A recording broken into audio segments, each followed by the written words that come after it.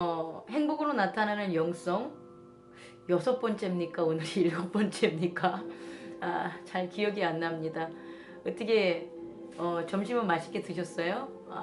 전 이제 점심을 먹으려고 하기 전에 여러분들과 이야기 나누고 싶어서 동영상 말씀을 준비합니다. 감기가 좀 들렸는데 어제 약을 먹고 오늘 산에를 올라갔다 왔더니 끄떡없이 또 완쾌가 됐습니다. 어쨌든 우리는 우리의 몸과 마음을 아름답고 깨끗하게 하기 위해서 이 땅에 온 거예요.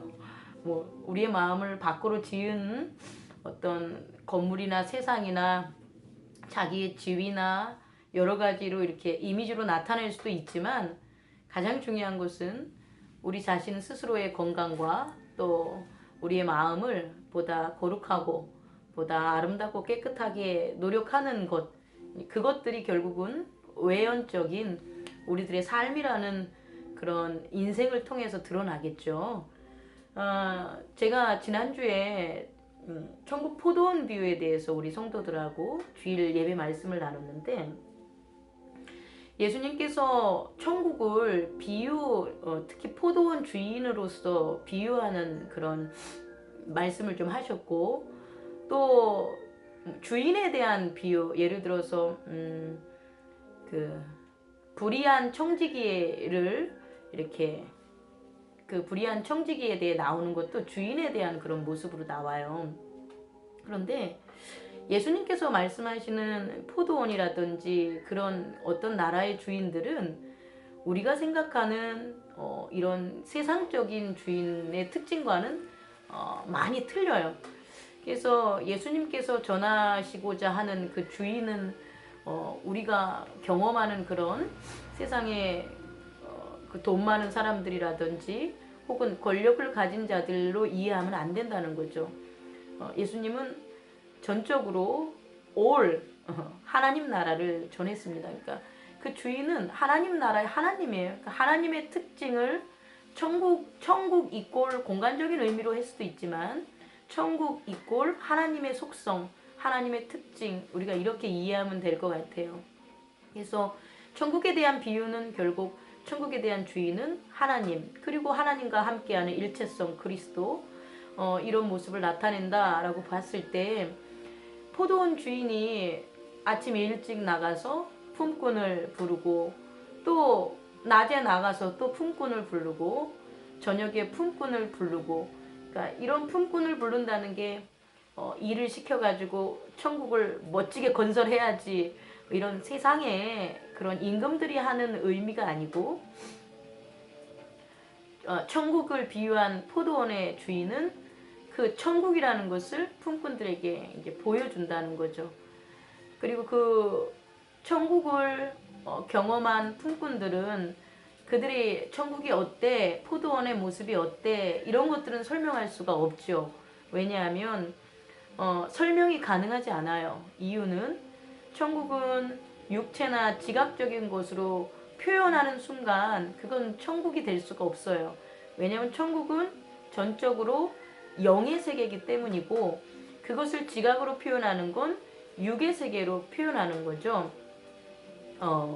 제가 뭐 자주 쓰진 않지만 예전에도 얘기했듯이 노자가 도에 대해서 설명할 때 도를 도라고 하면 더 이상 도가 아니다 라고 한 얘기가 있어요. 이것은 무형의 어떤 가치를 유형의 어떤 것으로 표현하면 무형이 가졌던 그 전체적인 속성과 근본적인 본질이 왜곡된다는 거죠. 그리고 잘 설명될 수 없다는 것을 나타난 그런 얘기가 돼요. 저는 이 포도원의 주인 비유도 그런 것 같아요. 포도원에 들어갔을 때 왜 품꾼들은 포도원을 묘사하기보다는 포도원을 묘사할 수 없고 그 포도원이 어떤 곳이라는 것을 밖에 이제 나온 입장에서는 설명할 수 없다는 거죠.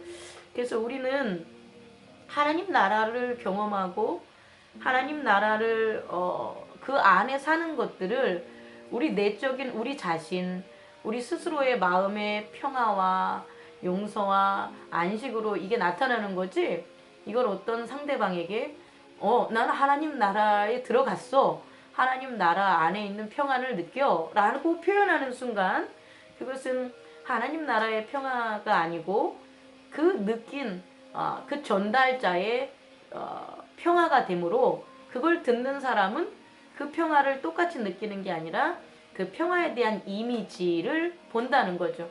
근데 이 이미지도 되게 중요해요. 이 이미지를 나누지 말라는 게 아니라 물론 하나님 나라를 깨닫고 진리의 세계에 있는 사람이 그 진리의 세계를 전함에 있어서 듣는 사람은 진리의 세계에 안 있기 때문에 이미지만 보지만 이데아만 보지만 그 이데아가 현실에서 지치고 현실에서 왜곡된 것들에 대한 희망과 소망을 보여줄 때는 필요하다는 거예요.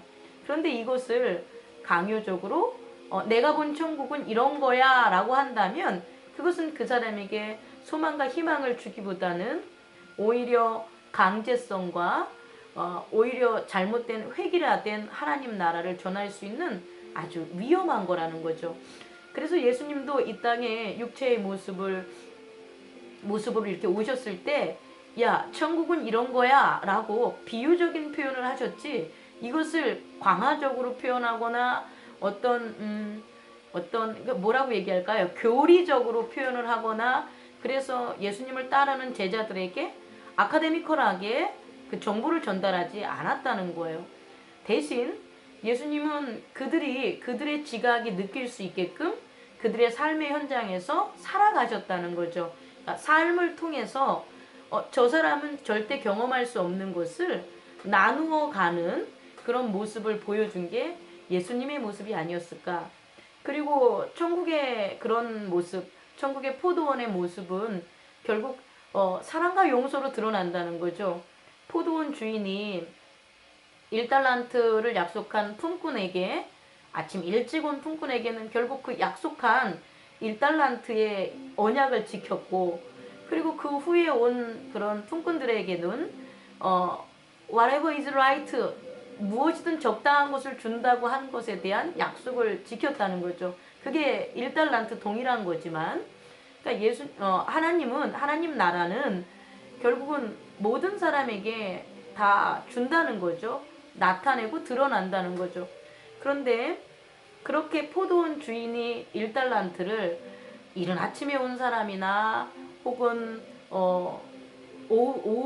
애프터눈에 온 사람이나 이브닝에 온 사람이나 동일하게 이렇게 나타내는 것은 우리가 봤을 때 사건이나 행동 같지만 그 속에 있는 내면적인 의미는 모두에게 내가 너희를 사랑해, 내가 너희를 알아, 내가 너희를 위로해 라는 공통적인 은혜에 대한 메시지를 전달한다는 거죠.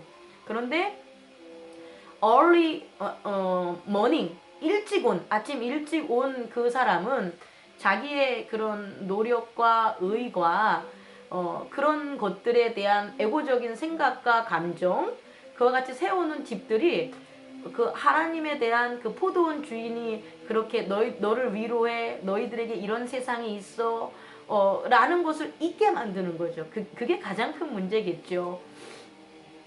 하지만 아프고 또 어려움을 경험하고 또 어떤 무시당하고 기회를 상실했던 사람들에게는 그것이 더 큰 은혜로 그래서 내가 보잘것없고 내가 한 일은 없지만 나를 그런 것들을 평가하지 않고 비판하지 않고 오히려 whatever is right 가장 적당하고 후한 걸로 주시는 그런 포도원 주인 하나님에 대해서 감사할 수 있었다는 겁니다.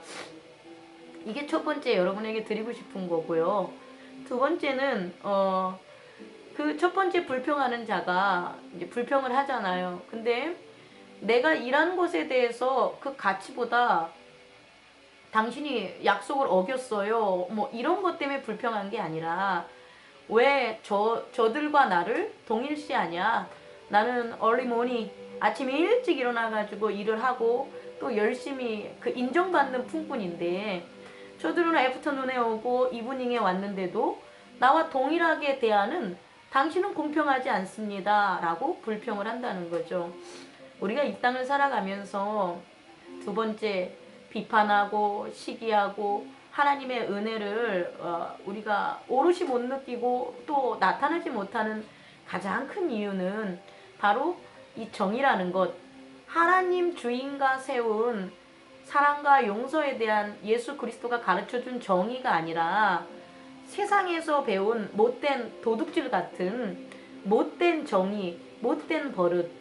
세상에서는 그와 같이 해도 되지만, 다른 포도원에서는 그렇게 해도 되지만, 천국의 하나님의 포도원에서는 하나님의 법이 있음에도 불구하고 그 포도원 주인의 법을 따르지 않고 자기에게 여전히 남아있던 세상의 그런 법으로 불평을 한다는 거죠. 어떤 사람을 만났어요. 새로운 사람인데 그 사람과 새롭게 얘기하고 싶고 새롭게 관계를 맺고 싶은 긍정적이고 아름다운 마음들이 있는데 그 사람을 두 번, 세 번, 네 번 만나보지 못하고 전에 있었던 자기가 상관했었던 다른 사람들과의 어떤 이미지와 법과 그들에게서 얻은 그와 같은 인포메이션, 생각과 감정을 가지고 그 사람이 하는 행동과 그 사람을 평가한다는 거죠. 그렇게 됐을 때 은혜로 다가오고 좀 더 좋은 기회, 아름다운 일들을 서로 함께 나갈 수 있는 기회의 장임에도 불구하고 결국은 그 사람을 평가하는 게 아니라 내가 전에 있었던 사람을 평가한 그 기준이라는 새로운 나에 대한 룰, 다시 말해 이것이 위법이라는 거고 이것이 불공정한 법을 가지고 그 사람과 새로운 삶을 살아간다는 거죠. 이런 건 확장될 수가 있어요. 오늘이라는 삶은 오늘이라는 새로운 법에 의해서 새 포도주기 때문에 새 부대에 담아야 하는데 어제라는 것에 얽매여서 어제 나를 대한 사람, 또 어제 내가 고민했던 것들, 그런 것의 연장선으로 어제의 법과 어제의 기억으로 오늘을 또 평가하고 다룬다는 거죠. 그렇게 됐을 때 우리는 오늘의 아름다움을, 축복을 우리가 경험하고 기쁨으로 다가서는 것이 아니라 어제라는 것, 그러니까 다시 말해 어제라는 것은 육적인 거죠. 영성과 거리가 먼 육체적인 기억과 생각과 감정의 그런 기준으로 살아가는 거잖아요.